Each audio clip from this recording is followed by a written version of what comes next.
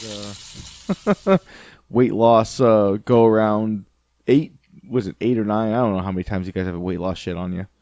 Oh, well, no, neither of us are losing weight. What are you talking about? Oh, okay. This is the weight gain. Oh, okay. There's no competition. Oh my God. There's no competition. Do you want? That was your competition against brutality, Huh. or at least in AJ's sake. I stopped eating 2 days ago. Mm.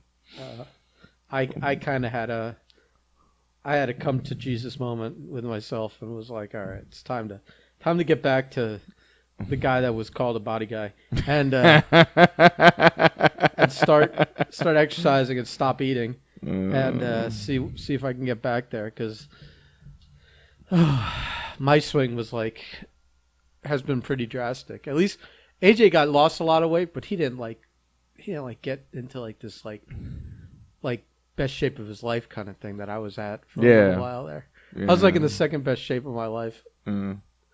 Depending on which kind of Ben you like, just this super lean Ben or the guy that had put on a decent amount of muscle.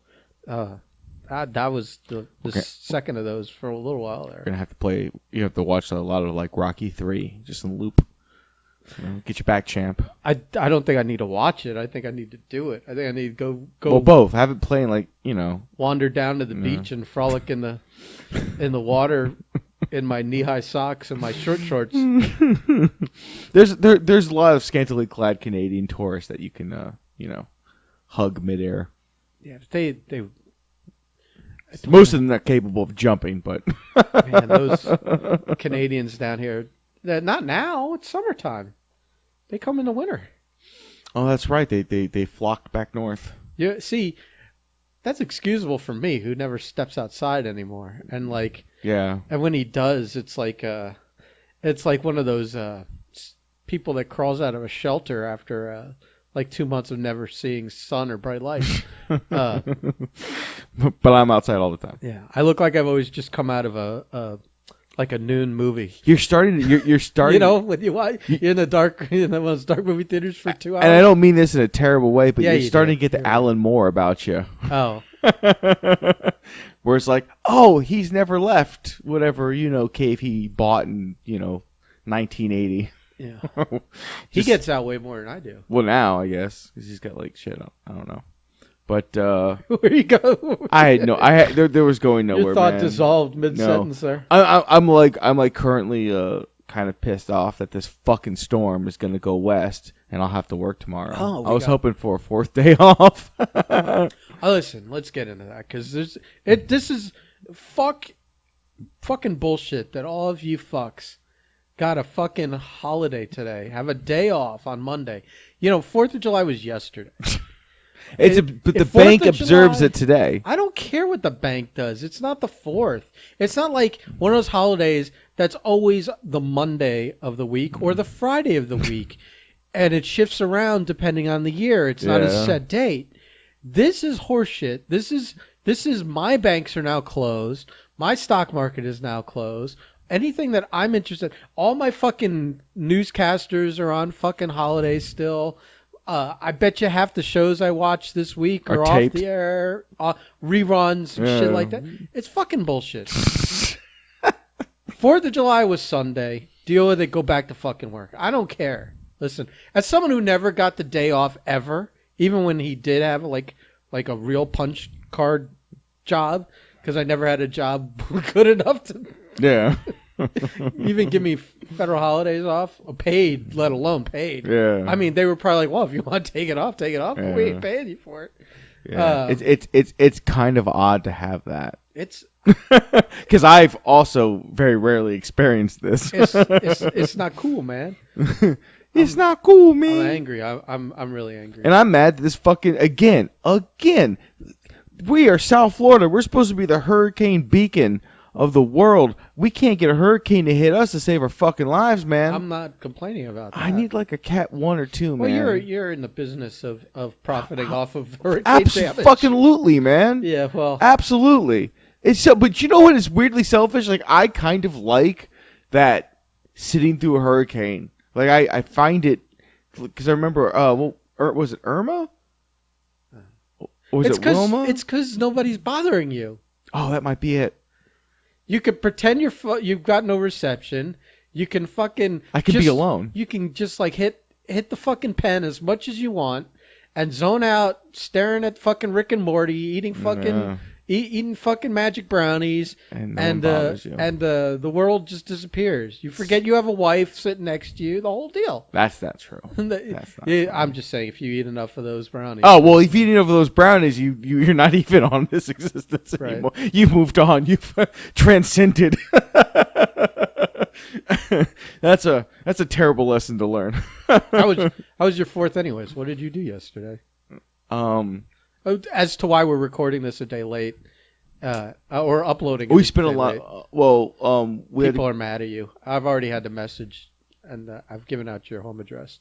Oh my god! No, I'm just kidding. Bobby doesn't need a whole lot of a push to start sending me weird shit in the mail. It wouldn't be him. Oh, it would be people that actually listen. Who? I don't know. I'm making this up. All I know is Margaret. Shout out to Margaret. And every now and then Speedy. Right. So, what the fuck were? Because I did nothing. I literally, and I'm gonna tear AJ's ass up about it tomorrow. He got me hooked into this stupid show Manifest. Yeah. On Netflix, and I guess the third season on Hulu, yeah. but I'll never know because it is the most poorly written show I've ever had the mispleasure of watching. Every character acts like a complete fucking retard, does retard shit, and I'm like 2 or 3 times, almost every episode, I'm yelling out loud, "This is so stupid," but yet I was still watching. You know, I made a vow. I said, all right, I'll just finish the first season, see if they explain anything, and then fuck off. So I had a cutoff. Yeah. But because it's Netflix, it doesn't even let me know. It barely lets you know if you blink, you barely know you're in a new episode. How many episodes did you blend into season 2? All of a sudden, I'm in like season 2, episode 4, and I'm still watching. I'm like, fuck. So you just hate invested into it. I was hate watch. It was a complete hate watch. I'm watching this show just to hate on it, and I got to like, I don't know, 9 or 10. I forget which episode it was.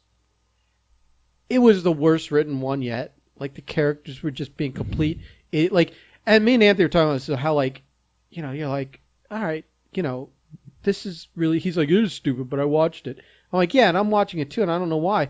And he's like, we're both like, yeah, if these people ever communicated with each other, 80% of all this confusion and all this running around solving their own fucking dumb shit wouldn't even be an issue. But that's because these writers are lazy and don't want to actually have to think anything original up. So they're just like, what's going on? I can't tell you. And then they go through this whole thing that if they had told them, it would have all been solved immediately. Or you wouldn't have 10 episodes where the characters weren't talking to each other because they've got the wrong impression. Fucking stupid show. I'm so mad at him. So very similar to that, because that's how I felt watching this. We almost watched Tomorrow War. But I needed you to. But Natalia wanted to watch Willy's Wonderland instead. See, you gotta tell her. I don't want to watch Tomorrow World. No one. You're the only human being who says I should watch that movie. It's good. The internet and everyone else I speak to says it's terrible. Yeah, but your friends. Ben, the entire world is against you on this. No, that's not true. It's not true. You need to watch it so that we can talk about it. It's, dude. I'm not gonna get into it on this one, but like. All right, well, it's fine because I saw that other movie anyways. The Willy's Wonderland? Yeah. Yeah, well, she just It's Nick Cage being Nick Cage without speaking in a word the entire literally, movie. Not a single word the entire thing. But here's what gets me. This is my official synopsis of the movie. Anything Nick Cage is in, anytime that he's on screen, I'm perfectly happy. Anytime he's not on screen, I wish this movie had never been made. All right. The story, the characters, they're motivated. Like you just hate watching it, going like, "What the fuck is wrong with you people?" There's a difference. Like, there's a difference between watching a movie that there's like you're like, all right, well, it's only 90 minutes. I can. And Oh, dude, you get stuck in a fucking right. Yeah, I got stuck in two seasons, like a black hole. 2 seasons of an NBC show. I was like, fuck. That's your first mistake. Why would you watch anything on fucking network television? Because, you want to know why? Because it like had some elements that like fit my criteria. I don't really watch any shows that don't have like aliens, monsters, or a lot of explosions. Yeah.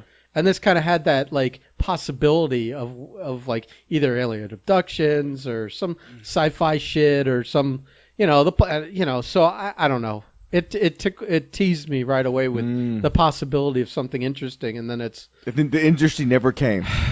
I mean, there's a couple of interesting things, but the writing is so bad. It's like watching porn that's only 5% porn. It's like 90% story. It's like my percentages are off. Someone really creative came up with an idea and then handed it to a bunch of fucking uncreative people to write. Fucking, I don't know how many episodes a season, 12, 20, whatever. Just generic situations, characters, motivations, all that shit. Yeah, that's awful. And the Willy's Wonderland was like everything that didn't feature Nick Cage. Because I didn't even really want to watch the movie because I was just like, I don't have any interest in. If you look at his track record of movies recently, you probably haven't seen them all. No, but like he's done every single one of the last 3 or 4 are all off the wall like this, starting with like Mandy, and Color and the Shape, and this one, and he's got some other, and Mom and Dad that came out a few years ago. They're all fucking just dial to 11, batshit crazy. But like now he's got a thing, and I think he's just got that loyal following of people. And I think these are the types of movies that they're like, well, Nick Cage is interested, and he's like, he's not going to make this much money doing something else.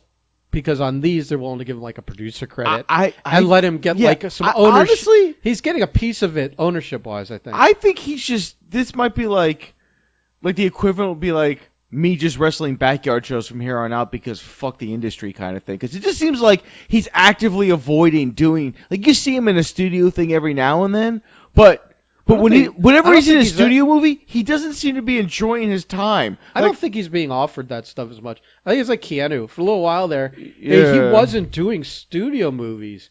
He was doing these movies with these weird production companies and stuff, and you're like, even the John Wick? The John Wick ones are like these foreign produced things, and now he's done 4 of them. I mean, so that you're a little busy, even if other things are coming in. Offers are now coming in. He's got the Matrix 4. Yeah. Now he's got another studio hit, but he hasn't worked for Warner Brothers, which that's for like since the Matrix. I think. No, Constantine.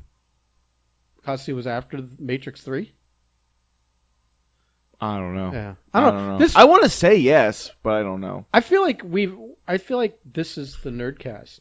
I feel like we should just do it because I feel like we're talking movies and stuff. Whatever, man. Listen, nothing happened this weekend. I, for very, very real reasons, I hate the 4th of July, so I actively do nothing this weekend. I think you need to see the Tomorrow War for this fucking podcast, and I feel like all my copious notes shouldn't be wasted not talking about it. I'll tell you what. And I think we'll record the Nerdcast later. No. We're doing it now. Well, you have copious notes though that I have no context for. I was gonna say, well, we could watch it next. You could watch it for the next one. Oh, we could do that. Yeah, it's not. Oh, yeah, we can do that. This is not.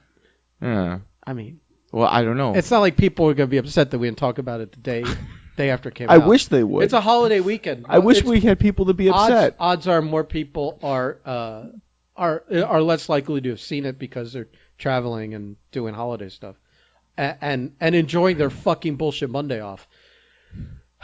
So I can give you Kevin synopsis of Tomorrow War. Let me tell you something. I don't care about Kevin's opinion because his opinion is shit on so many things. I don't agree with a lot of his opinions on stuff. Okay.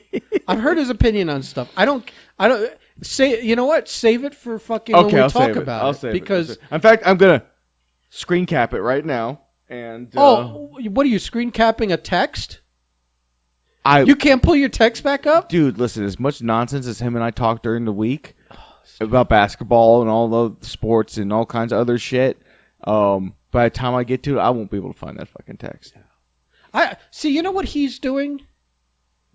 You know what he's doing? Watching a movie and not liking it? He's like expecting a fucking time travel movie to make all kinds of sense and fit his like definition. You know, it's a Chris Pratt Amazon time travel movie. Turn your fucking brain off and just enjoy it. Like, it's fucking fun. Anyway, we'll get into that. Okay. Now I'm annoyed. The beehive that has been Temples has been disturbed. It got kicked. Dan Hill. You mentioned the Masters of the Universe thing.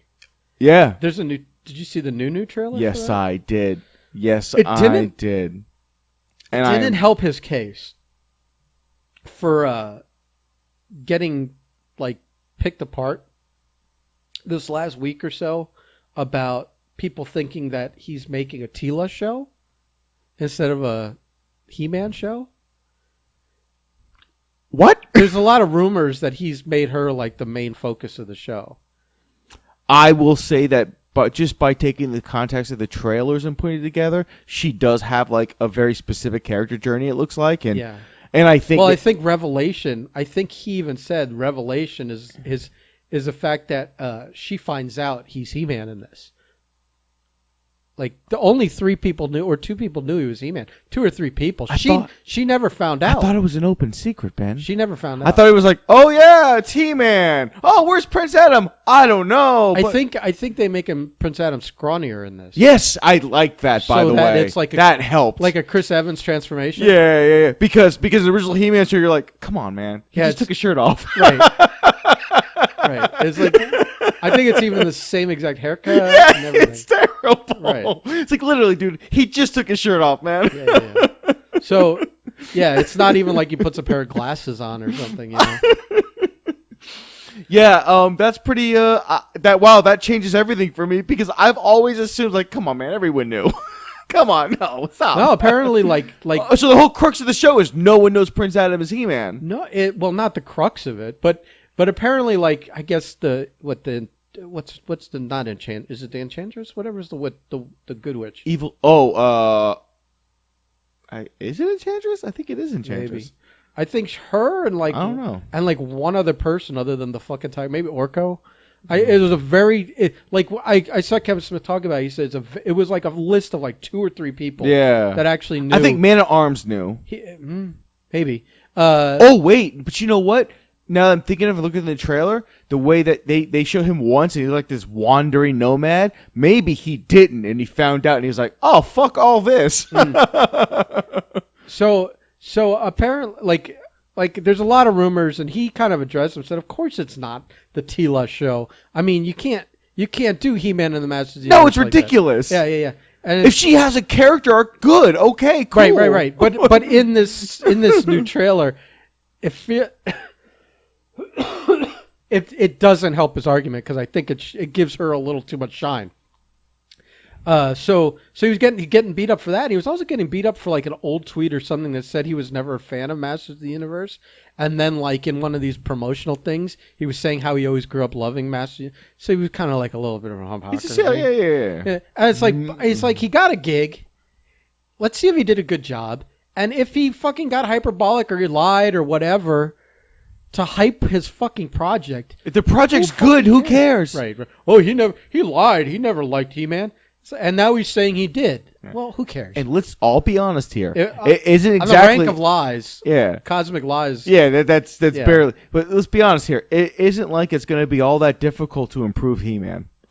If you're following the source material, you're putting new animation. They're doing the Castlevania animation. And it looks phenomenal. Well, that's the thing is that he said it's a direct like next day continuation from the show. But addressing a lot of like complaints and critiques and other shit, and probably giving more time to secondary characters and developing them. And I think they even like said we have whatever character in it. He's like, and he only ever appeared as an action figure. Yeah, and you're like, oh, so this is kind of all cool. Yeah, it's fans for you and me. I doubt either of us gives a fuck if it's true to the past, if Yeah. it's brand new. Just be good. I never watched it enough Just to be give a good. shit. Yeah, just be good. Yeah. Just be good, man. Well, and I think the guy in charge that hired him to take over to do this, the man at Netflix is like diehard, like it's his favorite thing in the world. Yeah. Still at like 50 years old, grew up on it, whatever. If he was making a show that was off track, it would have gotten corrected or he would have fired real fucking quick. He obviously probably sat down with a bunch of directors and whatever conversation you had with Kevin Smith was like, all right, cool, I found my guy. Yeah. You know, and let it be. So I'm excited, man. It's like look, okay, my Transformers have rarely gotten the treatment in the satisfactory way. I never even got through the Netflix stuff, to be honest with you. But no, Bumblebee. The Bumblebee movie is the closest thing to a Transformers movie that actually Well, gives I'm just saying they've been doing cartoon stuff. and it's awful. I can't. Okay. It's unwatchable. Okay. It's literally unwatchable. I can't do it. I cannot do it. It's funny they get these licenses, like they did Godzilla and they did Transformers, and now they're doing He-Man. Yeah. He-Man looks like the best. There's a new Godzilla thing Really? that popped up, and it's like a anime series, and it's like he is maybe 10 episodes long, and I watched it. Oh wait, from like a couple years ago? I don't know where it's from. No, it's awful. It's fine, but it's not Godzilla. No. And you don't get Godzilla till way late in it. It's so awful. I hate it. I you couldn't know what? stand it. I thought the animation was great. Okay. The animation was great. But we're in a time now where that doesn't matter. Your story has to be good. No, wrong. Characters have to wrong. be good. It's hard for me to watch cartoon. something like South Park still offends my fucking eye. I love okay? South Park. I understand. But I'm an artist. Yeah. And so from the aesthetic point of view, I can't when I read comic books, if the artwork is just hack fucking, I stuck a pencil in my butt and wiggled it at the fucking wall where the piece of paper was pinned up to, and then colored it. I mean, I'm not gonna fucking keep reading it. So for me, it's a little different. Yeah. And I think for some people, it's like that. I honestly, it had a little bit of a retro feel. It had a lot of detail to it in all three levels: foreground, midground, and background, which I really, really like. And if you're not looking for a Godzilla story, which I wasn't, because it was the third Netflix. You're not watching a Godzilla movie, not looking for Godzilla. Because it was the third Netflix thing. It's a kind of a cool Jet Jaguar fucking cartoon. Jet Jaguar's in it, and Jet Jaguar has a big evolution through the whole thing, like how it becomes a more and more sophisticated and bigger robot and whatever. I liked it, but it wasn't Godzilla. No, but it was good. Do you watch it? I hope we're not talking about the same one because there's With where it's like a bunch of characters with the girl that looks like she's like 12, but she's a scientist, and there was these other two guys that work. It's for in this older space, guy. right? No. Oh, no, I have not seen it. I know I haven't seen it, so I can't speak of it. I'm talking about this Godzilla show that came out on Netflix. That one the animation isn't bad on either. But that show is fucking The terrible. one that they were like movies. They were like 90-minute movies. Oh, No, this was like a 10-episode anime series. No, I had no idea. You might not hate it. Oh. I mean, going. I'm not gonna see Godzilla till like the 8th episode out of 10, but it goes along the same. Is it the same Godzilla character design from the movies, the current movies, or is it? It kind of has its own look. Okay, all right, that's fine. It's kind of like Shin Godzilla, where it evolves a little bit. Yeah. So it starts as something and becomes Godzilla by the end, and by the end it looks mosely like a traditional Godzilla. By the way, Shin Godzilla, that movie was amazing. Yeah. I fucking love that movie. But again, but that's not traditional Godzilla. No. The thing, it almost is like a fish with legs when it first comes out of the water, and then it becomes Godzilla by the end. But it's also one of the rare Godzilla movie where the movie around the monster wasn't shit. Right. It was like, everything made sense. And they were all talking. Like, there's some Godzilla movies, some of the older ones, you're like, you just took another movie. You Power Rangered it, where you just took another movie and cut it up and put it in the scenes in between monsters because the two never interconnect kind of thing. Yeah. Like, sometimes it felt like that. So to watch a Godzilla movie where all the outside characters are actually interacting. Well, when you can dub everything, it doesn't matter. For us, Yeah. it flows better than probably for the Japanese. Yeah. No, this one I think it's interesting because it'll get goofy and a little bit cartoony and anime-ish, like for a teen kind of crowd. Yeah. And then all of a sudden, it gets into some hyper science. Yeah. And they're explaining stuff, and I don't know if it's pseudoscience or real science or Yeah. a little bit of both. You can but all fool of a us pretty sudden, easily. my fucking eyes glaze over. It's so much science, and then it goes back to whatever. Yeah. You know, it's not terrible. It's not bad. I think you would, but definitely watch the Tomorrow War first before you check out that. If you ever check out that Godzilla, yeah, it's new on Netflix as of like last week. Oh, then I absolutely no. I'm thinking about those Godzilla movies Yeah. from years back. That that I'll watch anything Godzilla, and I couldn't make it through those movies. Well, you'll like this better than those movies. Okay. You'll like this better than those movies. Even if it's just that the animation is better. Yeah, because it has a traditional like 80s, 90s animation feel to it. See that With some craftsmanship that in puts it me and at stuff. home. That puts me at home. And not like and more like a movie level quality Yeah. than I like we watched Luca the never other week, the new Pixar movie that came out. But it's a beautiful, gorgeous movie, and listen, it's a cool little friendship story. Like, it's a good movie. I cannot stand that fucking Steven Universe like animation, those facial expressions and the big eyes. Well, they did that shit in the movie, and I'm just like, stop. Make them look like people. Make them look like people. It's like me with the South Park shit. Yeah. God damn it. I mean, listen, I only watch it when the fucking roommate's watching it because it's on. Yeah. And it's always funny. It takes $10 to make, Ben. It's fucking terrible. Yeah, so you see all the budget on screen. yeah. On the page. Spent all the budget writing it. All right, so you didn't watch Tomorrow War. So my fucking before we get into, I guess the only thing we can really talk about that we've both seen Loki is did you see the trailer for the other thing I was going to bring up? There's a lot of trailers coming out, and I know that like, what do we want to do about Black Widow? By the way, do we want to combine forces and rent the fucking thing? Or do we really want to go to a theater and see that fucking thing? Oh my god, my wife will kill me if I go to a theater. Right. Because she don't want to wear a mask that whole movie. Oh, right. And she won't just choose not to wear a mask. Well, she's pregnant, so. Right. But everyone else is vaccinated now. All 40% of us. Because we're in one of those fucking dummy states. Yeah, we like might just have to rent Florida. it. We might just have to rent it. Combine our forces and rent it. We'll have like a movie night over here at the BC Studios. So then, that just passed my mind. That's why I couldn't think of anything else we saw except that. Did you see that new Star Wars trailer for the Star Wars Visions, the animated Japanese animated stuff? No, I did not actually. Oh my god, you're so useless.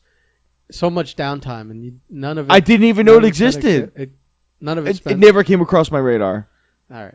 Never came across. Apparently they got like 7 Japanese directors, or no, not directors. Well, yeah, directors, but animation houses, I think. Oh, they did that same shit with Batman like 10 years ago. That was cool. I don't know. That was cool when he did it then. Batman. It I was don't like do the DC animation. But they did the same. It offends me in the same way. They got like 4 or 5 different animation companies. This is 7, and they're all gonna be like. And they're all little stories. It's all going to be with this Japanese feel to them. And stuff. And it's they're all little pocket stories. They all tell a different story. Yeah, I don't know if these are all going to be Batman canon or anything. Batman did it like 10 years ago. It was wonderful. I loved it. Because you get some real interesting shit, and then you get at least one where it's, because it's Japanese anime, it's batshit off the fucking walls. Batshit. Get it? Yeah. And then they did that weird Joker samurai movie with Batman a few years later. I didn't watch that because I was like, all right, you guys are they movies or are they just short little? They're like 20-minute shorts or whatever, you know, like episodic shorts. Yeah. I almost feel like I saw one of them. Yeah. Or maybe it's funny because like nowadays, and this is why why stuff like South Park offends me is that like you get these guys just random like fucking people on the internet that decide to make their own thing, and it's 5 or 10 minutes long or 3 minutes long or whatever. And it's one of the best things you've watched. Yeah, not only is it like a fantastic idea and fantastically executed, but it's got like a good story. It's got like good dialogue, all of it. It's like everything's a home run, and you're like, why isn't this person getting hired to do anything? And like, especially since this is a perfect audition thing, or do studios want to pretend that they're smarter than this and be like, we're not going to hire some guy that we saw 2 seconds. Studios always want to make it their idea. Yeah, it was my idea to do this because so if they hire somebody based off a thing they did, it doesn't look like it was their idea. right. Because what's his face? Holy fuck! Jesus Christ! I can't believe his name isn't Quentin Tarantino was on Rogan and he was talking about all his interactions with Harvey Weinstein. And they didn't talk about anything other than his actual interactions as far as director and producer. I saw highlights of everything but that. Yeah.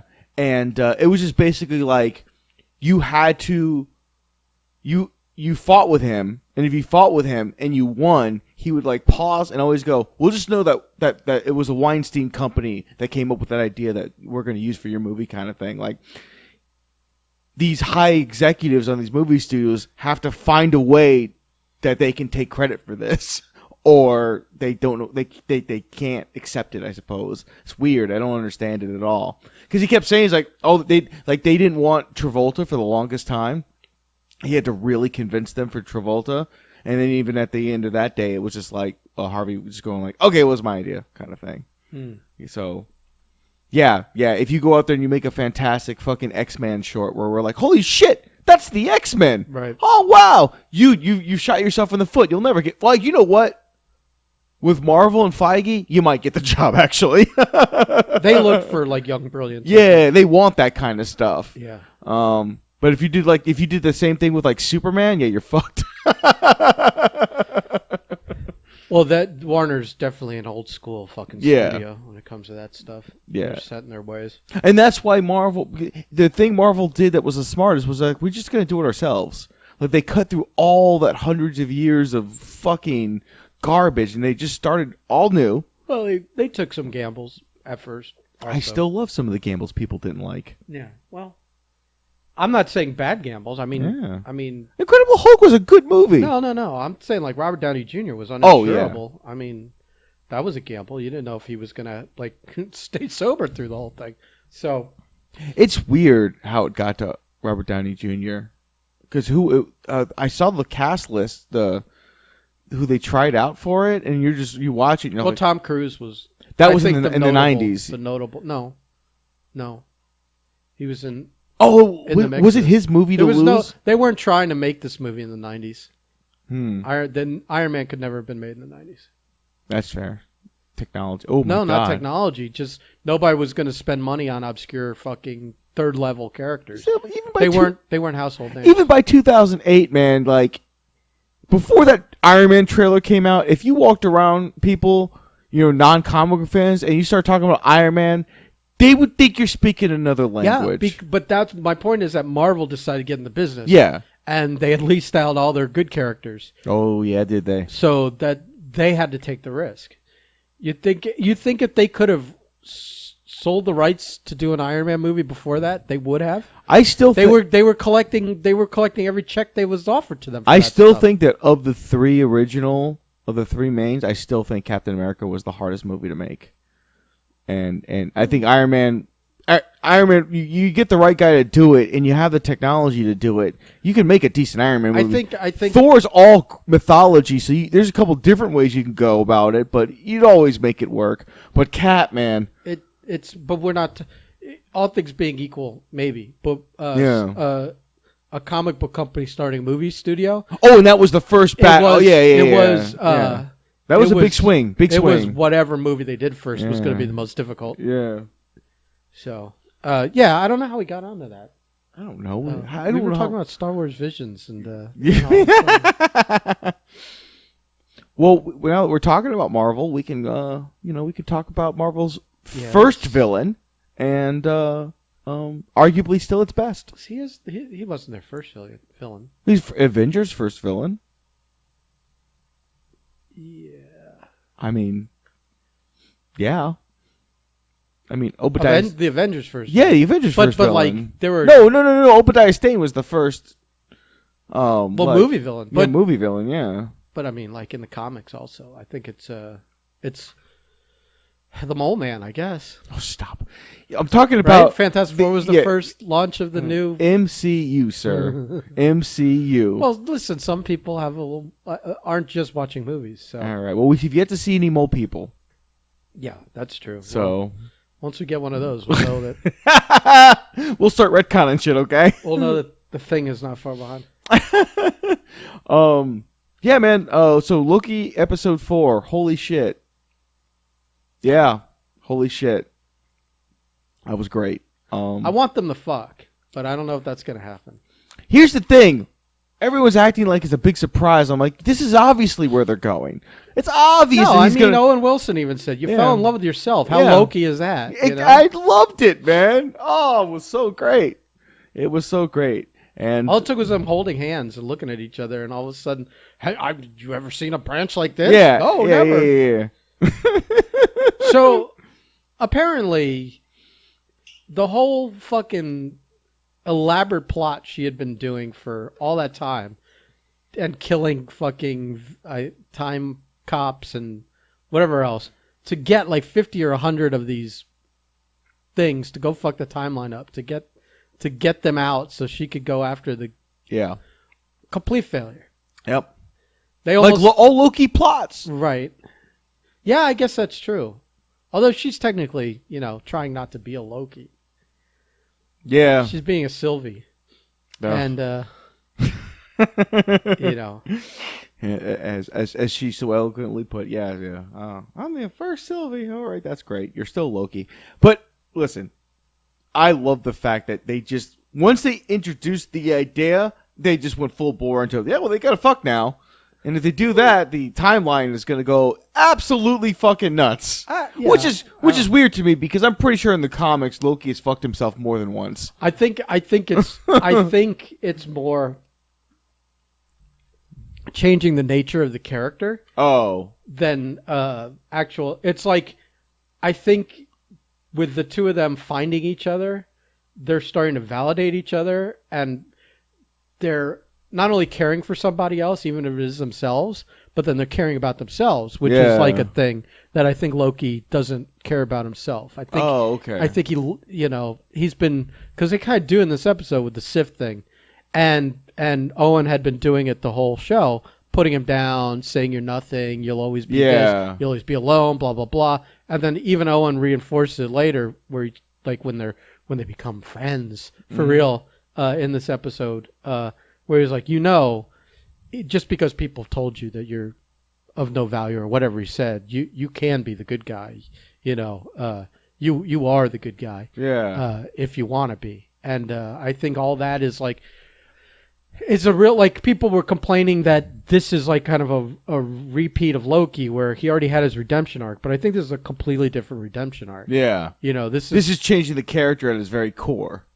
Yeah, this isn't like, oh, I realize I do love my brother, and my brother likes me. No, this is about loving himself. Yeah. It's weird for me to talk about that shit because it's kind of like soft shit to talk about. Fucking feelings. Yeah, God damn it. But I love how like they finally stop working each other in this episode, and right as they're like, listen, man, I gotta trust two Lokis now, and he's like, how about trust a friend? And that he cares, that he likes Owen, and he cares about Owen, and then they just zap Owen away, and you're like, let me tell you, perfect timing. What a shock! When they pruned him, I went, my God, they fucking killed fucking. What the fuck? Perfect spot to give the patented Owen Wilson. Oh wow! Yeah. Oh wow! Yeah. Oh wow! right as he's getting zapped, we didn't get it. But when they pruned Loki, 5 minutes later, I went, oh. A little more than 5. Well, a little bit more than 5. I went, oh, something's amiss. By the way, that fucking Wizard of Oz moment, we never get to see, like, who's behind the curtain. Who's behind the curtain, Ben? Well, you can't give you everything in every episode. They got 2 episodes left. It's going to be, it's just like... Can it be another Loki? It's going to be fucking Kang the Conqueror, I think.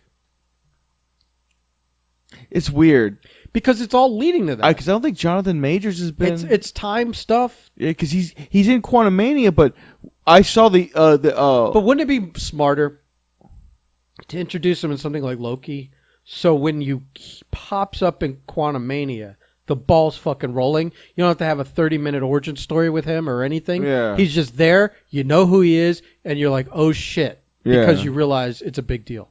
Yeah. I think it's a perfect way to introduce these types of characters. I agree. I just saw the interview where one of the interviews where they asked Jonathan Majors if he knew if he was going to be in Loki or not, and his answer was basically like, "What?" Like, dude, literally didn't even know what he was talking about. But I don't know Jonathan Majors well enough to know if he's like one of those guys that's like, aha, wink, wink, or like, what are you talking about? Or then a day later they had him jump in the suit and show up at the Loki set. Who knows? Oh, this has all been filmed, and I don't know. Yeah, it doesn't just because it's been filmed doesn't mean they can't shoot extra scenes. I think if we see Kang, it'll just be like a side shot or something like that, like more of a teaser we'll see. to like, oh, come see me in Quantumania. We'll see. Maybe we'll see Tobey Maguire in this. You never know. It doesn't. They were showing that pen, that Roosevelt High School pen or whatever. I think that's the school that was the Andrew Garfield Spider-Man. I can't remember, but I saw a thing where he's walking past something, it's a Roosevelt on it. I don't know. It's another TikTok conspiracy. They just open a door at the TVA and there's Garfield and Maguire out of costume just eating cereal. Like, what's up, guys? Right. They're variants that don't realize that they were Spider-Man. Every now and then they can't drop a paper clip or something. It's like, why is it so sticky? And they both have obsessions. They want to go and they have obsessions with like swing sets, and they don't know why. Yeah, I had a feeling that the one lady that was like that Owen's boss was bad. Ravonna? Yeah, or Ravonna or whatever it is. And they had a babyface turn for the other one, the fatter lady that was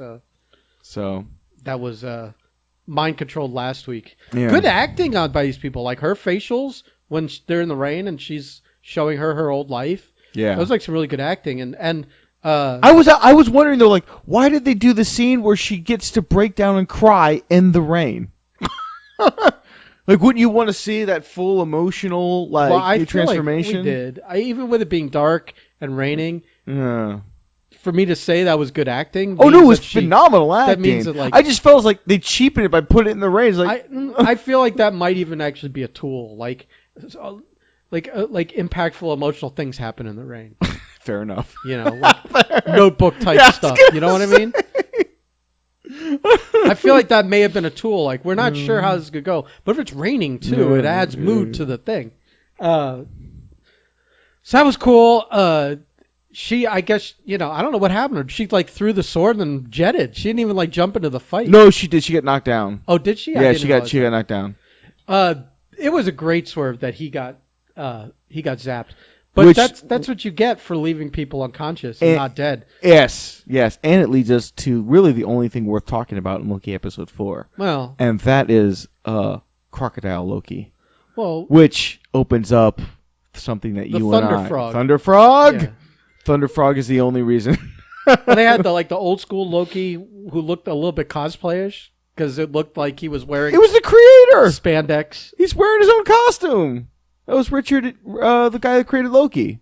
That was who? That's the guy who created Loki. No. Yes. No, that's an actor. That's like a heavy hitting actor. Is it? Yeah, I thought it was the guy who created Loki. No. Oh, wait. No. I'll have to. The guys that created Loki are Stan Lee and fucking Jack Kirby. Oh, really? Yeah. I mean, unless we're talking about the original guy that created Loki, some fucking Viking in some fucking century ago. I'm pretty sure that it was some kind of god in it. No, he's like a huge actor. Oh. He's a big deal actor. Oh. Yeah, I don't know his name off the top. But if you pull up his IMDb page, it's bigger than anyone else's in this fucking my show. condolences. I'm retarded. Yeah. They got Kid Loki. You had old school like Avengers 1 Loki, or even Journey into Mystery Loki. Yeah. From the earlier days, and Crocodile Loki. And then there was I don't know who the black dude was with the hammer, but I guess it's another Loki that actually just earned a hammer. It looked like he made it. It's just in that reality, instead of Thor getting the hammer, Loki got the hammer. And I just realized that the next episode is probably where we get Mayor Loki. Who? Where he's like running for president. Yeah, He'd President run Loki for or what? mayor. Mayor Loki. I don't know. Low level fucking politician. He ran for president in the comics. How about the Lady Sith scene? I That was amazing. I liked even how they wrote in the fact that she doesn't have long hair anymore. Yeah. Because she does that other show with the tattoos. You ever see that?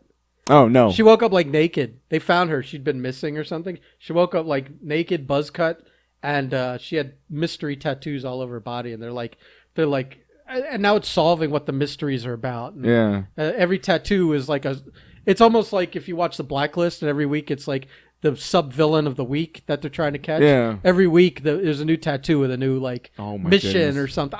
You know what? I'm saying that having seen one episode of the show and not knowing if this is actually what they do. But that was a vibe I got from. So speaking of vibes, that fucking room had two vibes. It had obviously it was like Wizard of Oz. With the man behind the curtain. And after seeing Willy's Wonderland, I'm like, those are really nice animatronics. Yeah. Yeah, it wasn't like Showtime Pizza. Yeah. And two, I personally got a lot of Big Trouble in Little China out of it. Oh, really? Because you got the stairway up and it wasn't neon per se, but it looked like the red neon. And it just had this like the neon and kind of like the colors of it. For some reason, I got like all the Big Trouble in Little China stuff going on. I was waiting for Jack Burton to shoot his gun in the air, accidentally have the roof cave in on his head, knock himself out. Classic shit. So the three of them sitting up there. And it was funny because when I first saw them, like, something looks off. They look funky. Like, why did they make them look so purposefully whatever? And it was like, well, they are. Oh, there you go. It's your birthday. I think I watched that scene a couple times, and they like after she cuts the one head off, the other two laugh and collapse. But I think someone says "see you soon" or something like that. I thought I heard that. I might be wrong. I can't. But obviously, we're gonna see the wizard eventually, the real wizard. Except it won't be a depressing reveal like him, some old fucking dude. I'm old. Yeah. It'll be Kang. Theories abound, but now you could kind of even introduce the young Avengers, the Kang character too, the Iron Lad or whatever it was. That was like a young Kang before he became all these other Kang is like Immortus, he's Rama Tut, and I think he was also Iron Lad. Was he Iron Lad? Yeah. Oh, okay. Yeah, he was like, because it's time. So he's like, he's existed forever in all these different forms. So people are like, oh, we're getting Young Avengers, and we're gonna get him in it. I'm like, maybe calm down on that. Yeah. But we don't need every character exactly as they were.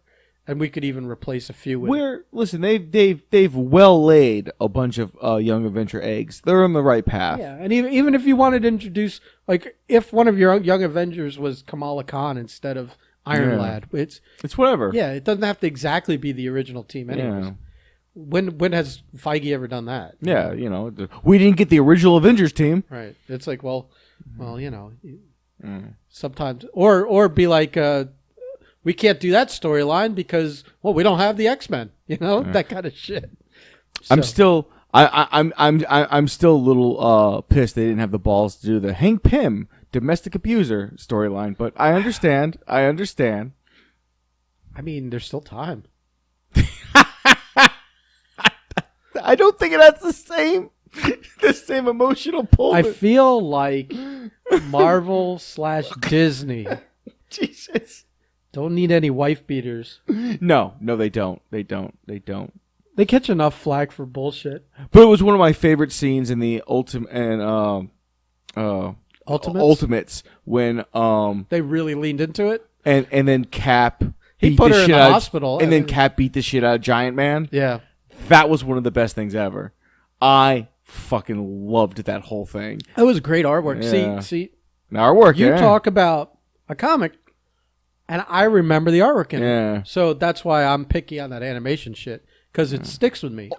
Brian Hitch drew that original series. It's fantastic. It is. That original really Ultimates run was fucking phenomenal. Yeah. Mark Millar or Miller and Brian Hitch. But Brian Hitch is a really good artist. And so when you mentioned that series, that's the first thing I thought. That was the artist. So there you go. There's where I come from. No, Loki's definitely going in a great direction. And yeah, they had. You knew at the end of last episode, it was like they're not going to. What? It was like a light came on. Somewhere. Yeah, because it did that. Oh. I just distracted you. You're like you know that they're not dying on the planet. You know that. Yeah. You knew that all of a sudden time doors were going to open up, that they were going to get found. They got saved by falling in love. I like even to the end when they're getting dragged off, and he's upset that they don't have as many guards on him as her.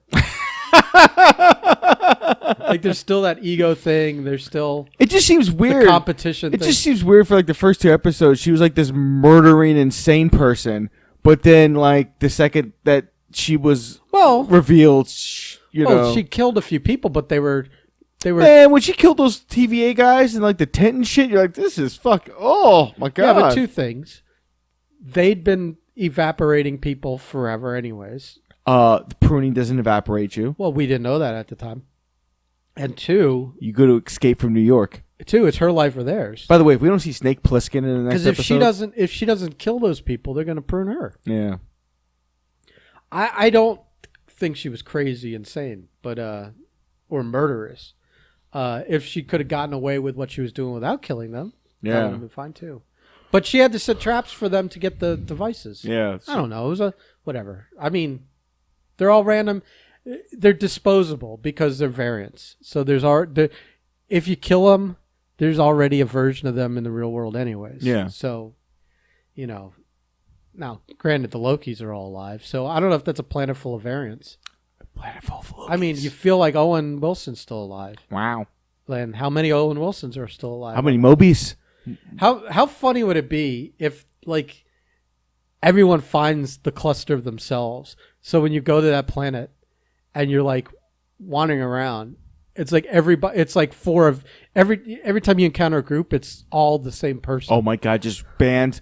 Oh, look, it's a whole band of bins in the wild. Right. I think that planet is like the dumping grounds. It almost looks like the same thing as like the Sakaar planet. Yeah. Where like all the it may have even actually been a real planet at one point, because you see like the ruins, and I think that was Avengers Tower in the background. It was. But it looks like every time they dump all the stuff they prune, like that it just drops into the planet. And so like maybe that's what's destroyed the planet, is like falling cars and buildings, and everything they're pruning just gets dumped there. And he's going to be president of it. Well, I don't know. I still want Snake Plissken, because that looks like Escape from New York if I ever saw it. That could be a different timeline that we haven't seen yet. Rovie bands of fucking different characters. That'd be fantastic. No, you know what scene I'm waiting for the callback on? I'm waiting for the callback on very early on when he's in Ravona's office, and she reminds him about the rings on the table. And he's like, "Oh, there's more than one ring. They can't all be me." She's like, "They're all you." And I'm thinking, like, how many times has he been pruned in like 10 days to not know? Well, no, he said, I'm putting it on the ring that's already there. I don't think he was like, I didn't do it. Oh. I don't know. I think she was just like, no. Well, no, because at that ring's time, from you. It could be that. Yes. Yeah. It could be that. But it didn't ring like that to me. It rung like you never use a coaster in here. Yeah. And just an offhand thing. But I guess you're right. They don't really write a lot of that. without it having some kind of meaning. So you think back to some of his early stuff where you're like, huh, that was weird, and I'm like, Yeah. huh, that wasn't weird. Well, but where does it fit into the whole? the like slight jealousy of her having another favorite agent. Yeah, and it's probably him. It is probably Yeah, him. but they don't run into each other, or she only has one at a time. And when he always finds out about his jet ski life, that she just kills him and plucks another one. So on the planet of all the Lokis and everyone else that we're going to see this episode, it's just a whole bunch of Mobiuses who just really, really want to ride a jet ski. Or they're jet skiing. Or they're, oh my God, like Waterworld. They find some trash lake somewhere, and they're just jet skiing. This is an amazing episode that and we're they're all making up going, in our wow, head. wow, wow. This is great. Oh man, yeah. No, I'm looking for it. It's They had to. It was funny. They had to give us that post-credit scene. Absolutely. You knew that you couldn't go a whole week with the internet fucking outraged that you've replaced Loki with a woman. You know, because that's what that would imply. Yes, that he got pruned. Yeah. Oh wow. The regular timeline Loki died. Oh my God, you're right. From Thanos, and that this is the only Loki we've got, and it's Lady Loki. Loki's been redeemed twice and killed both times for it. Right. So they knew they had to do that because otherwise Yeah. it would have been a week of fucking like rioting in the streets. It would have been worse than when D'Lo Brown lost his European title. People have forgotten about critical race theory, though. They would have just jumped on the Loki train. Yeah, that's true. No, a woman can't have a man's job. That's Believe what it me. would have been. No, that's not my Loki. Like yes, not my Loki. it is your Loki. The comic books did it too. I want to state that I deal with this a lot in the Transformer community because anytime something gets announced, because it is announced, Fans ruin everything. they announced Ron Perlman as Optimus Primal in the new movie, and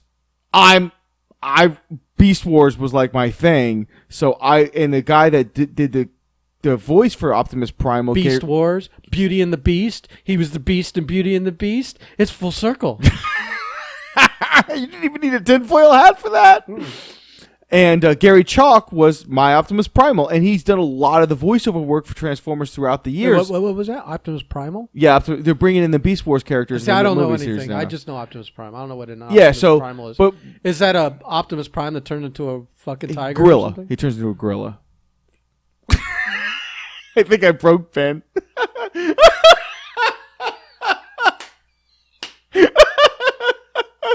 He's a big giant ape. I'm sorry. And Megatron's a fucking T-Rex. Okay. Okay.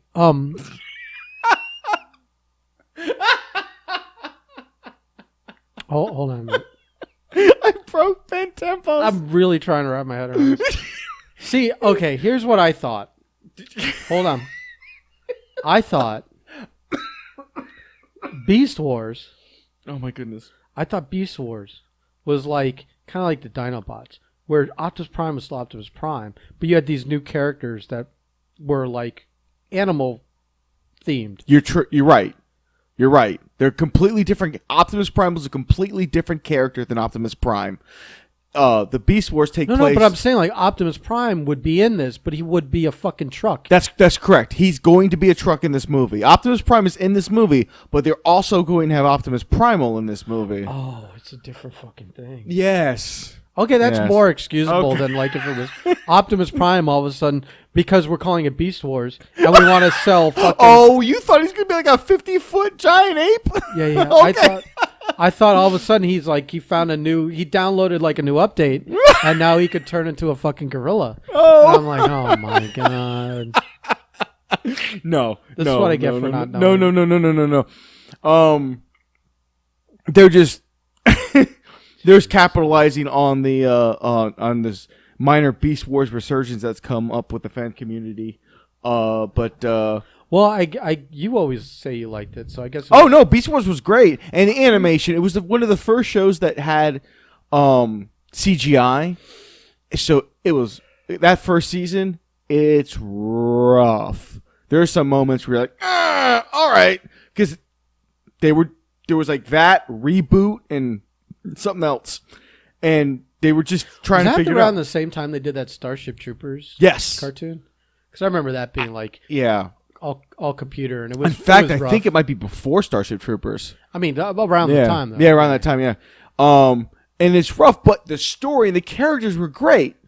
And by the time you get to like season 3, the animation was getting way better, and the characters were also way better because you'd been with them for 3-4 years now. And Beast Wars was a great show, and it intertwined. Because it takes place 300 years in the future from the original series, but they go back in time to Earth before the first cartoon series picks up, when they all awaken on Earth in 1984. So the whole series is about them trying to keep the Predacons from fucking up the timeline, because they want to do all this kind of shit, and they're just like trying to preserve the future kind of thing. It's a really good show. How they're going to do it in the movies, they're not. They're just going to bring the characters in, because just like they did with the Dinobots. And well, that's okay. Yeah. It's like tell a new story. I'd rather if you're going to like bring something back, why would you tell the same fucking story as before? It just does. To me, canonically, it doesn't make any sense to do that movie if you're not just doing a Beast Wars movie. But who knows, man? I know that the guy they got to direct it, he supposedly is a long-term fan, but who the fuck knows, man? Like, all I want is what He-Man is getting, or all I want is what some of these other properties get. It's just a respectful fucking version, updated, whatever. But don't give me Michael Bay. Don't give me Michael Bay. Just no more Michael Bay, and I'm okay. Bumblebee was fine. I liked Bumblebee. I was fine watching this movie, but I can't watch any more Michael Bay. I haven't. I stopped after 3. 4 and 5, I don't even remember. All the Marky Mark movies, I don't know, and I don't care. I don't remember them very well. I don't care. It was bad. They were all bad. Halfway through 3, I walked out of the movie theater, and I was done. I'll never watch. I don't care. That chick was really hot in 3. Well, the hot chick was hot in 1 and 2. They're always really hot. Michael Bay knows how to choose hot chicks for his movies. He's very good at it. Yeah. Okay? You know what you're seeing with his movies, but you're never going to... There's like 2 examples where you watch a Michael Bay movie, and you're like, oh, this was also, from top to bottom, a really good movie. Let me guess. Pain and Gain. Yes. And Armageddon. No, The Rock. Or as I call it, the last James Bond movie. Yeah. Of the original Bond. That's the theory that's James Bro, Bond. I'm not going to do it here, but fucking Google it. There's enough material out there. People have covered this. I mean, I'm sure it's a wink. Like, yeah, it is. Oh, it's almost more than a wink with with the way that even the timeline sets up.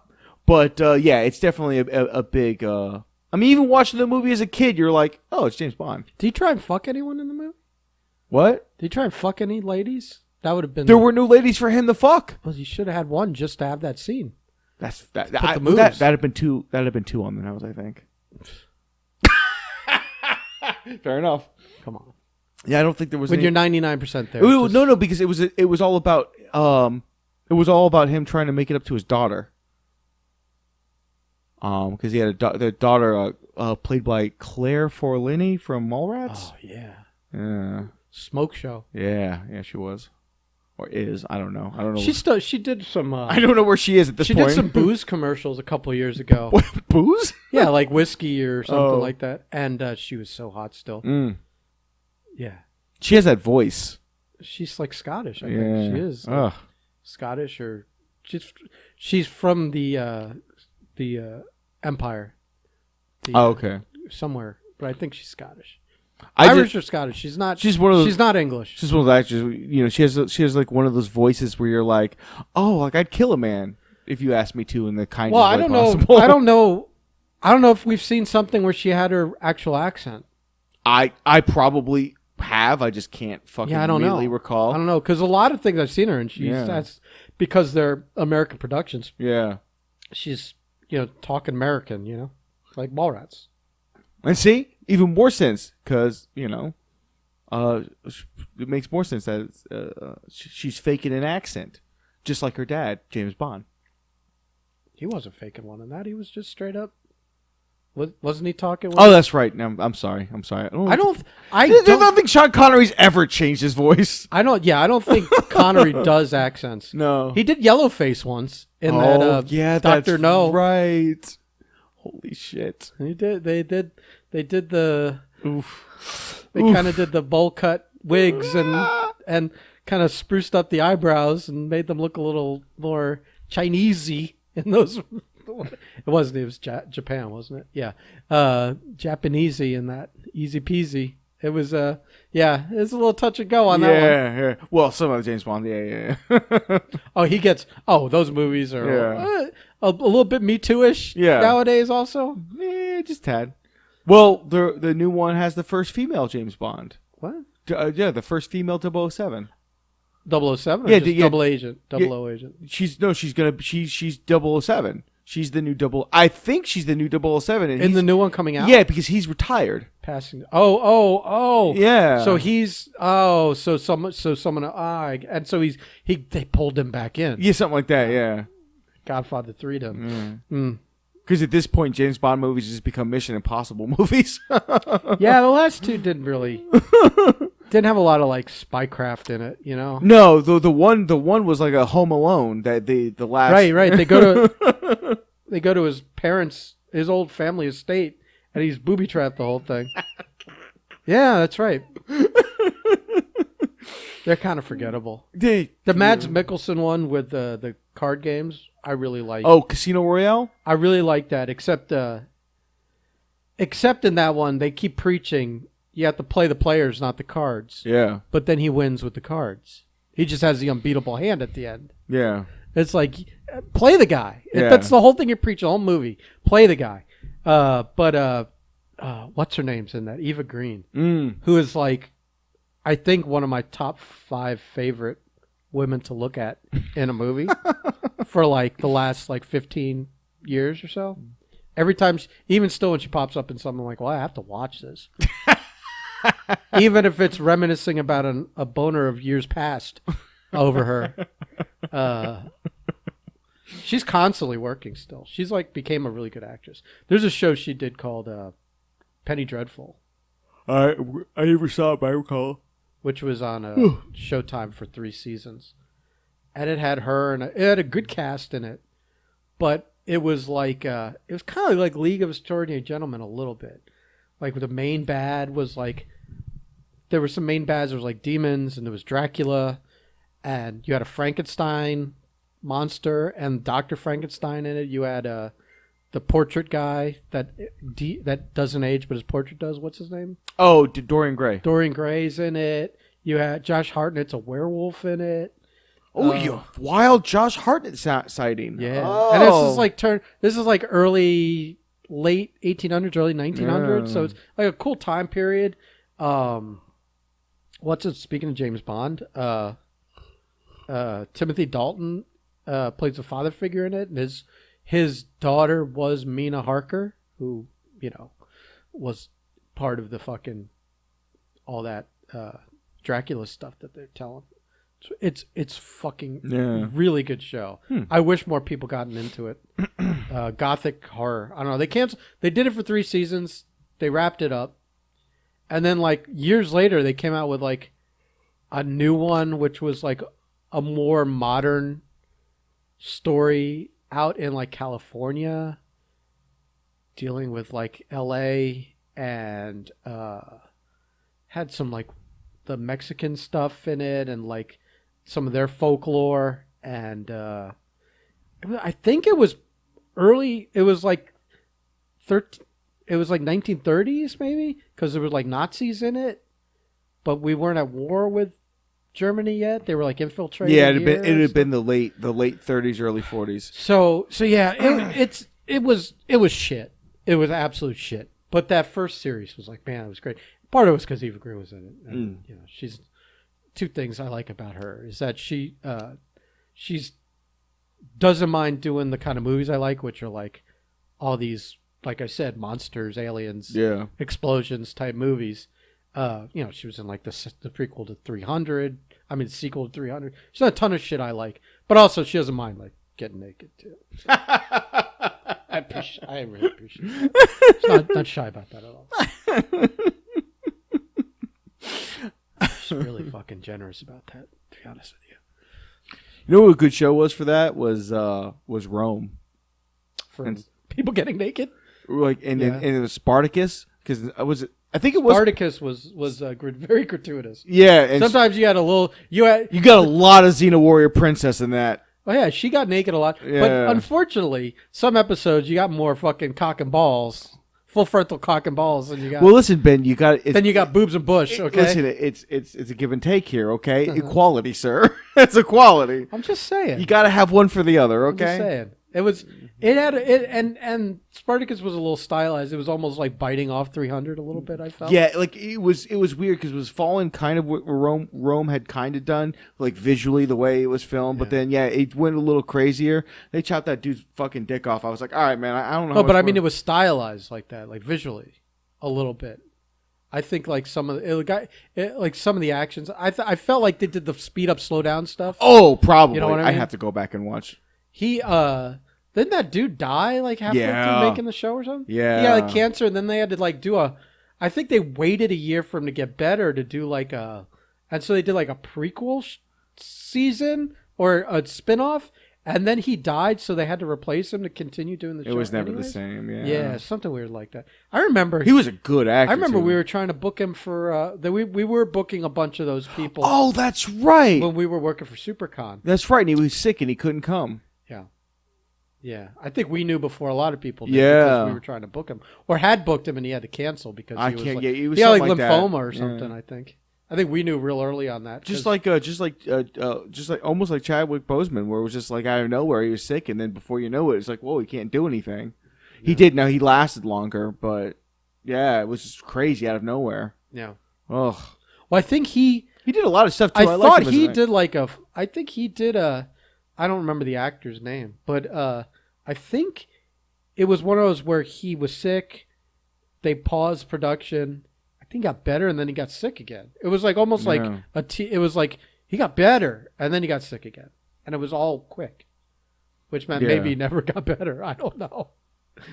But yeah, that show had a lot of you're right. It had a lot of gratuitous stuff but whatever. Yeah, there'd be moments where you're like, Rome was really good. Yeah, Rome was fantastic. I only got 2 seasons, right? Yeah. But Spartacus was good too. I liked it. The two, all these years later, the two kind of blend into one to me. They kind of do, don't they? Yeah. I don't know.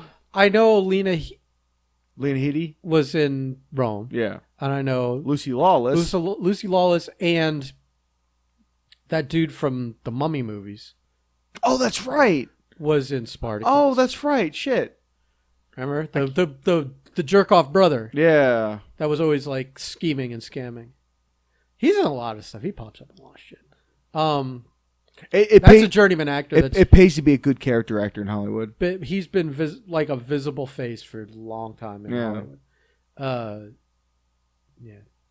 I don't know how he got into that, but it's the same way we get in anything. Wild segues. It was somehow. How did we even get into James Bond? Because I know that took me. Well, Michael Bay took us to what's her face, and Transformers took us to Michael Bay. Yeah, this is 6 degrees of fucking bullshit here. Like Michael Bay's Transformers, and then we got James Bond with The Rock, and then James Bond. We went into what's her face, and then on and on and on. Penny Dreadful, and then they were. Yeah, I don't know. It's crazy. We're very good at wildly segueing into like a complete unknown category of topics we would never talk about. Crazy. It just shows that that at least Ben has watched far too much television in his life. I've consumed a lot of quality entertainment. And Manifest. Manifest. You got heat with AJ for that? Oh, no. I've blown up his phone Oh, okay. Especially when I was still watching episodes and they were getting dumber and dumber. And characters... Like, there's this professor guy, and he's like one of the main characters. He's like a fucking math professor. And he comes back from this plane ride, and they're back after being missing for 5.5 years, and they're back, like, no interruption. Like, like they had a normal flight. And fucking... all of a sudden, two criticisms about him. First is that all of a sudden he's this like fucking Indiana Jones character going off solving crimes and doing adventures and stuff. And the two, every professional, every time it's like a cop or like an NSA agent or something, and he's working with them to figure something out, and they're like, just wait. He's like, I can't, I have to, my son, blah, blah, blah. And he's charging off and fucking everything up. And he does it for, well, a season and a half for me. But I assume nothing changed. That he's just this fucking idiot. Yeah. And I want to fucking reach the TV, grab him by the fucking, grab my collar, fucking smack the shit out of him. And say, I understand you probably are a fine actor and that you didn't write this, but stop this shit. Stop being dumb. Like, and that's why I don't watch horror movies, because people are... No. Don't insult me like that. Oh, no. There's like a gazillion horror movies that are smarter than this shit. Fair. This is like a procedural thing they've got going. They're like, all right, this is like the dummies that are writing the show are like, we're so lazy. We're going to just like... take the like basic, it's almost like the basic outline you would use if like making a resume. And you're like, well, in this slot, we have to make this. And so in this slot for the main character, he's going to get in over his head every episode, not listen to the advice of the professionals, and somehow skin of his teeth, fucking everything works out. And this is how we're going to write this character now. Everything comes up Millhouse. And it's just insulting because those people do not exist They in don't. the world. They really don't. And I'm like, this guy is just happy to have a job. He's happy to to show up every week and still have something to do and get paid for it.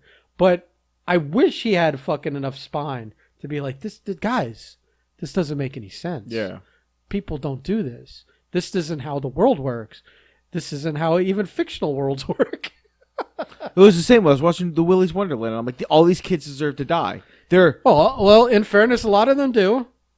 I mean, a lot of them do, but like every character, I'm just like really. It was like when they first get there inside the building, and the two immediately sneak off the fuck. Yeah, you're like, oh, yeah, okay, yeah. We could have like handled this a little more subtly. No, anything that happens outside the orbit of what Nicolas Cage is doing it's just bad.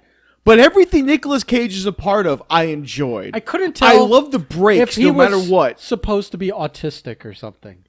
Well, he seemed autistic, where he was task driven. Yeah. He wouldn't even stop what he was doing to communicate. Remember, he left her hanging. Yeah. So he was on break. Yeah. Yeah. It was like it was like someone that's super task driven. Yeah. And focused, and he'll help you when he's done. Yeah. But if you need help fighting that monster while he's still got like this end of the table to wipe off or something or whatever, or sweep the floor, like until he's done, he can't get. He felt like that kind of autism or like special needsy type of a fucking person. And he did not say a word. Not a word. Not a fucking word. Not a word. It was great.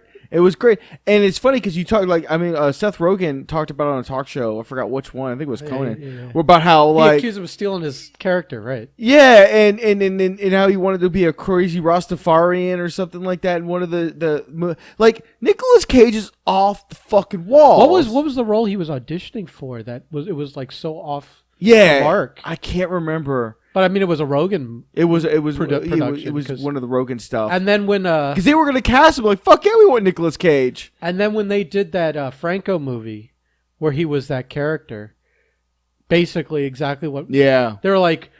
He accused them of stealing the idea from him because he pitched it to them in that meeting, and they're like, no.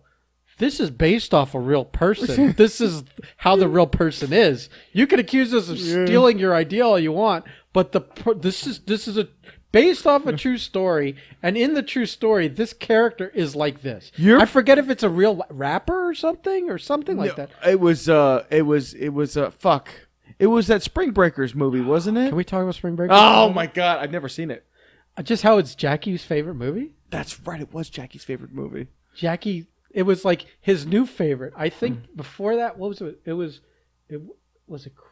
some. I thought you were about to say Cool Runnings, and I was like, what? No, I was gonna say Cruel Summer. Oh, but not Cruel Summer, but the song from Cruel Summer, the the surfing movie with Kate Boz. Oh, Blue Crush. Yeah, That movie's pretty good. That's all right. That movie's. I saw it in theaters. All right. I've every time it's on, I watch it. But that's because she's never. Yeah, exactly. Plus, there's this one line where the guy's like, "Oh, where are my da-da-da-das?" And they're like, "What is that?" And he pulls his pants down. And he's got like banana hammock, and he's that fat lineman. He goes da-da-da-da. You know, like. Where was we going?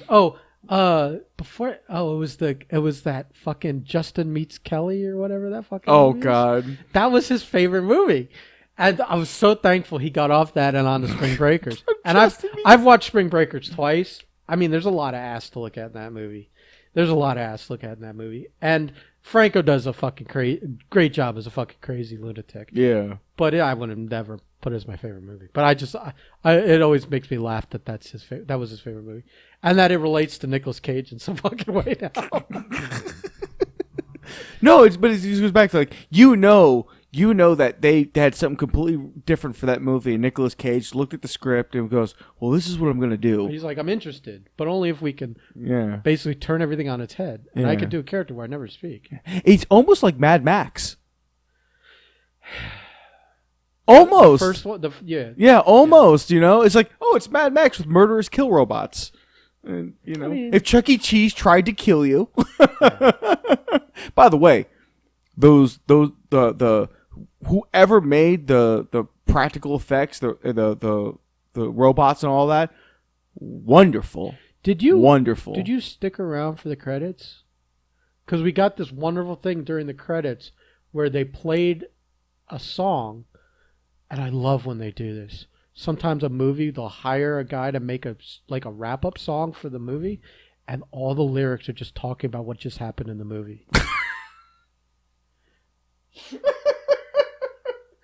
So a guy just put the script to music? And it's great. I think what was that movie a couple years ago where it was like Bad Kids or something?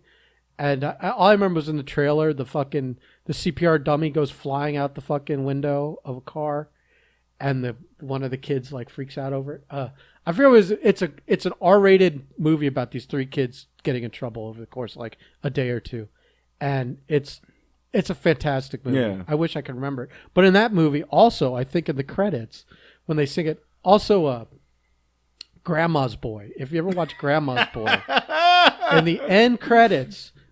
When the rent curves are really, it's a guy rapping about everything that just happened in the movie. And then the chorus like, Grandma's boy. It's fantastic. But I think I remember that this fucking, what was it? What was the name of that Cage movie? Willy's Wonderland. I think it's the same thing. Yeah. I think you need to go cue it back up. Just go all the way to the end, put the credits on and listen. You will laugh your ass off. There were some few moments in this movie where I was Psycho Gorman I just watched on Amazon. Also, like if you haven't seen that, oh my God. It's the best B movie you'll ever see in your life. I haven't. The best B movie you'll ever see in your life. Me and Huss watched it together. I think it also lyrically at the end has a song that sings about the movie. I wonder what the rankings of those movies would be. Like, what of all those songs and all those movies, which ones were the best? Like, is it the Turtle Rap like better or worse than any of the others? Was that a summary of the movie? No, it wasn't a summary. It was just count. Vanilla Ice talking about turtles. It doesn't count. I don't think it was a summary of the movie. The Ninja Rap. Yeah, Go Ninja Go. We saw it live, sir. What a fucking night that was. And I don't want to tell it at the tail end of this podcast, but we do have to go into how awful. All right. Well, awesome. When we get back on track. We get an AJ on for that, though. When we get back on track, and we actually do our other podcast where you actually make some time for me over the weekend to do it. Yes. And we're not trying to record it a day late. We'll tell that story next week. Yeah, we'll I feel like we didn't. I don't know if we have or not, man. Well, we'll retell it because that's telling a story. We like telling stories on that one. So yeah, we'll call AJ for that. I think that was that also the night we saw the camels. That was the night we saw the camels. Okay, that was like the 10th anniversry of Off the Hookah. Yeah, which is no longer there. So maybe that Vanilla Ice concert broke their budget. Yeah. Remember Flow Rider showed up to that? Yes. Okay. He was sitting right behind us. We kept trying to figure out who the fuck everybody's attention was on. Yeah. That night has some blackout moments for me, but it was a good night. All right. Well, I think we've done enough talking. We're out of stuff to talk about here because you didn't do the courtesy for the listeners of Tomorrow War. Yeah. Okay. I mean, listen, even if your fucking other jack-off friend, bad advice friends want to tell you not to see it, I think you have an obligation to watch some of the current things that come out of genre. So that for this, and it's, come on. Okay, I'll watch the Tomorrow War today. Or tomorrow. Well, Just that's kidding. too on the nose if I watch the Tomorrow War tomorrow. That's true. I'd rather know what's about to happen. I have advance notice. I have an advance copy, so yeah, I would definitely take that. Watch it with an open mind. Forget you read that thing from your. My mind is always open, Ben. Just nothing ever filters through either way. Just kind of neutrality. Fair enough. All right, everybody. Okay, bye. Get out.